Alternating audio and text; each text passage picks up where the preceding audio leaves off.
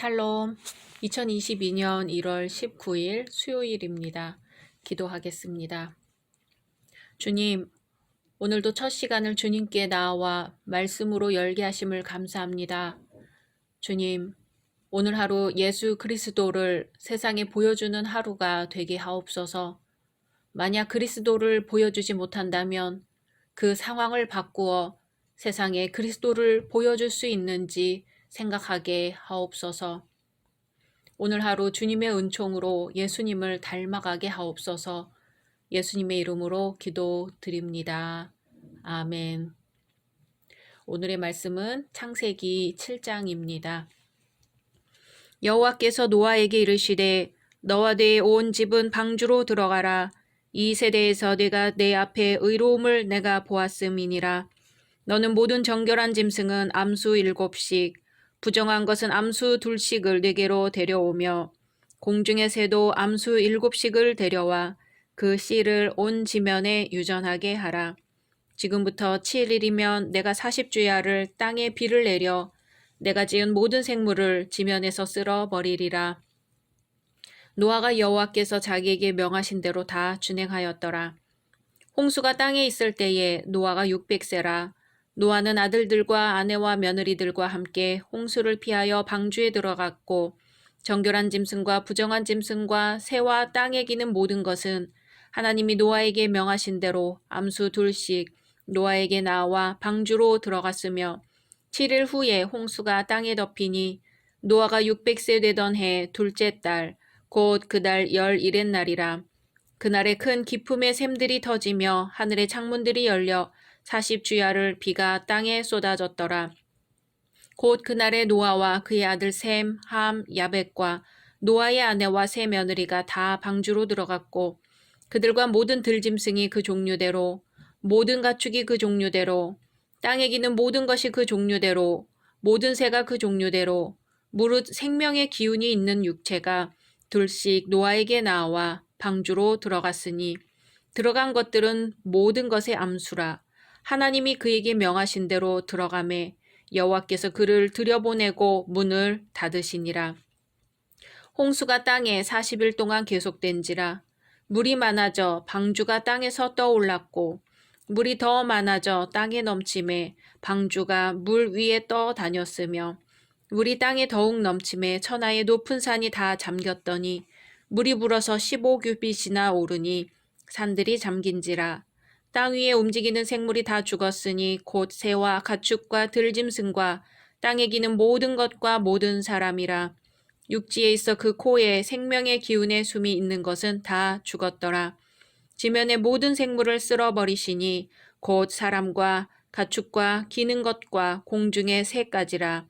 이들은 땅에서 쓸어버림을 당하였으되 오직 노아와 그와 함께 방주에 있던 자들만 남았더라. 물이 150일을 땅에 넘쳤더라. 아멘. 오늘 말씀에서 우리가 잘 아는 대로 노아의 방주가 나옵니다. 하나님은 무릇 생명의 기운이 있는 모든 육체를 심판하려고 하십니다. 원어 그대로 읽어보자면 그 안에 생명의 기가 있는 모든 육을이라고 읽을 수 있습니다. 생명의 기는 루아흐, 생명의 루아흐가 육 안에 있다는 그 뜻입니다. 하나님의 루아흐, 하나님의 생명의 기운은 말씀으로 천지를 창조하실 때 그분의 말씀을 실행하는 힘입니다. 창세기 1장에서 땅의 모든 동물이 하나님의 영, 기, 기운, 힘을 뜻하는 이 루아흐에 의하여 창조되었습니다. 노아 홍수에서 생명의 기운이 있는 모든 육체라는 어구가 3차례 반복되는데 여기에서 기운은 루아흐입니다. 물질인 육 안에 생명의 기운이 들어있습니다. 3번이나 되풀이해서 루아흐가 뭔지 강조하고 있는 셈이지요. 육은 창세기 2장 6절에서 7절에 의하면 물에 이긴 흙, 곧 진흙입니다. 진흙으로 만든 용기 속에 하나님의 기운이 들어있습니다. 창세기 2장 7절에서 사람이 생명이 되려면 육의 코에 하나님의 숨을 불어넣기 때문이라고 되어 있죠. 여기서 숨은 니쉬마트인데 생명의 기운인 이 루아흐하고 다른 단어입니다. 이 모든 것들을 미루어 보아 하나님의 생명의 기운인 이 루아흐는 인간을 구성하는 요소가 아닙니다. 루아흐는 하나님께 속한 것이며 천지 만물의 생성과 변천을 주관하는 하나님의 능력과 창조의 주권이 오직 하나님께만 있다는 것을 가리킵니다. 우리가 흔히 영성이라는 말을 사용하는데 이 용어가 애매모호할 수 있습니다. 영어로는 spirituality인데 사람에게 속한 영을 연마해서 갈고 닦으면 영성이 성장한다고 이해하기 쉽지만 그렇지 않습니다. 루아흐는 말씀에서도 보았듯이 하나님께 속한 것이어서 기독교인의 영성은 하나님의 루아흐에 의해서 생성하고 발전하다가 소멸합니다. 우리의 영성은 철저히 하나님의 은총으로 말미암는 것이지 인간이 자력으로 연마하거나 키워내는 것이 아닙니다. 말씀을 듣고 순종하며 준행하는 일은 하나님의 기운이 작동하지 않으면 사람으로서는 할 수 없는 일입니다.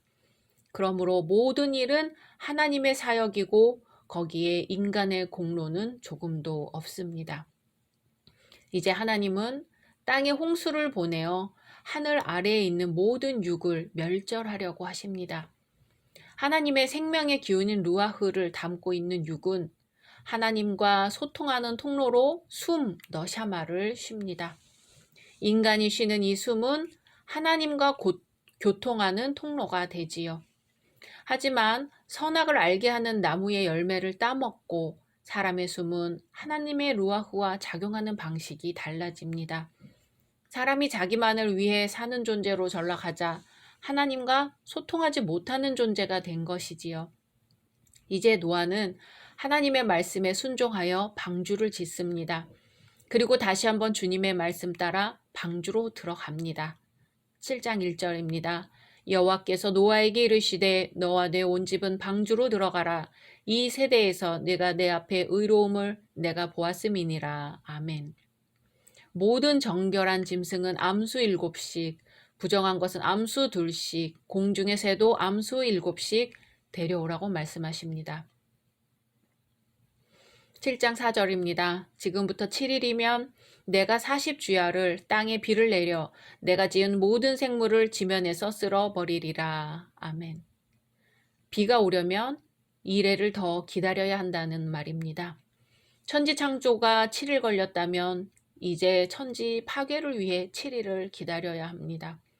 7일이라는 숫자에 심오한 의미가 있습니다. 40주야는 모세가 시내산에 올라가 40주야를 금식한 구절에도 그대로 반복되지요.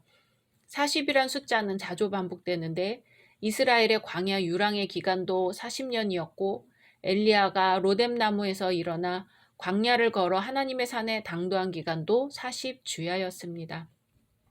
예수님이 광야에서 시험당한 기간도 40일이었습니다. 40에는 특별한 의미가 있습니다. 7장 5절입니다. 노아가 여호와께서 자기에게 명하신 대로 다 준행하였더라. 아멘. 이제 비가 쏟아집니다. 노아가 600세가 되던 해에 홍수가 시작됩니다. 노아는 아들들과 아내와 며느리들과 함께 홍수를 피해 방주에 들어갔고 하나님이 말씀하신 모든 동물도 들어갔습니다. 큰 기품의 샘들이 터지며 하늘의 창문들이 열려 40주야를 비가 땅에 쏟아졌습니다. 하나님께서 방주의 문을 닫으시고 비가 40일 동안 쏟아집니다.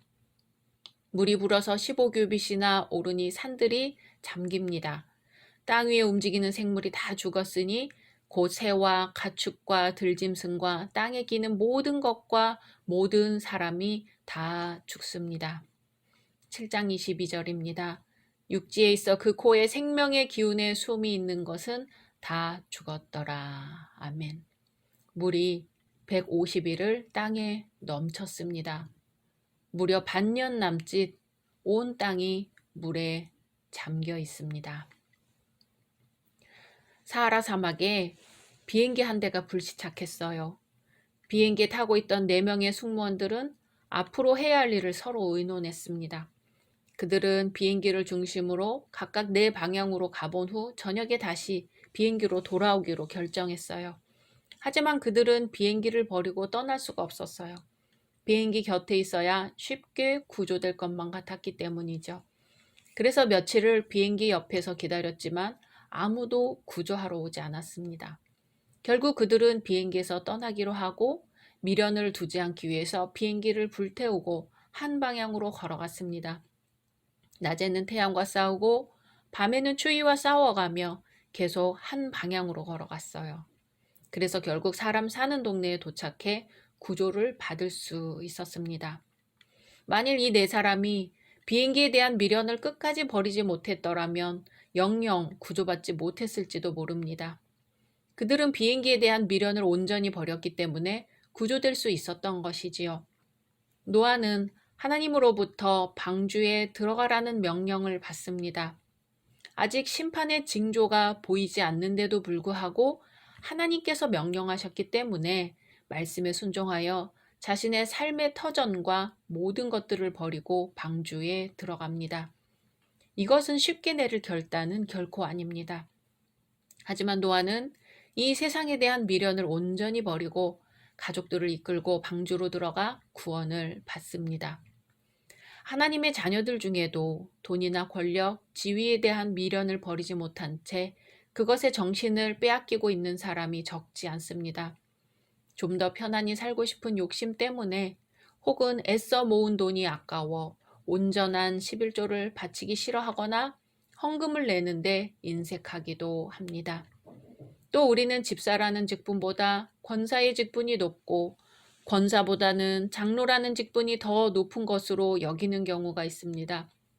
그래서 집사가 되면 권사가 되려 하고 권사가 되면 장로가 되려고 하는 경우가 있습니다. 하나님의 일을 잘 감당하다 보니 자연스레 되는 것이지 되고 싶다고 노력해서 되려고 하는 것은 주님의 뜻에 합당하지 않습니다. 우리가 이 세상에서 추구하는 것들을 모두 버린다는 것은 결코 쉬운 일이 아닙니다. 하지만 우리의 잘못된 미련과 집착이 우리 자신을 하나님에게서 멀어지게 하고 결국은 파멸의 길로 이끈다면 속히 그 아쉬워하는 마음을 버려야 할 것입니다. 내가 다 버리고 나면 아무것도 남아있지 않을 것 같지만 내가 비운 그 자리에 예수 그리스도께서 들어오십니다. 그리고 주님의 은총으로 꽉 채우십니다. 그때부터는 내가 사는 것이 아니요 주께서 내 안에서 나와 더불어 사십니다. 오늘 하루 나를 비우고 내 안에서 예수 그리스도가 드러나는 것에 대해 묵상해 보겠습니다. 말씀 묵상하신 후 주기도문으로 마치겠습니다.